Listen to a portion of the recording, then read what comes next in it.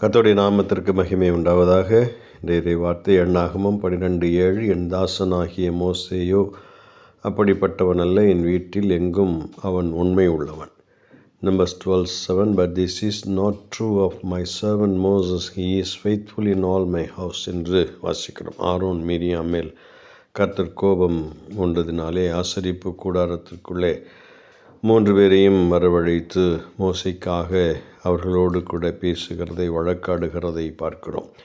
தீர்க்கதரிசி என்பவனிடத்தில் கர்த்தர் பேசுவது எப்படி, மற்ற தேவ பிள்ளைகளோடு பேசுகிறது எப்படி என்பதையும், மோசையோடு கூட தான் பேசுகிறது என்பதையும் குறித்த வேறுபாட்டை கூறி, மோசே என் வீட்டில் எங்கும் எல்லா இடங்களிலும் உண்மையுள்ளவனாக நம்பிக்கைக்குரியவராக இருக்கிறார் என்பதை அவர் சொல்லுகிறதை நாம் வாசிக்கிறோம்.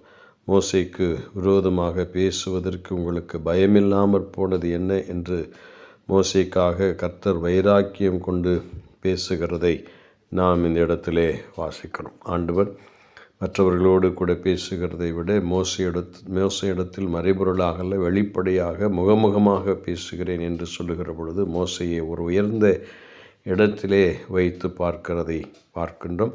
கர்த்தர் நம்மையும் அப்படி ஆசீர்வதித்து நடத்துவாராக. ஆமென்.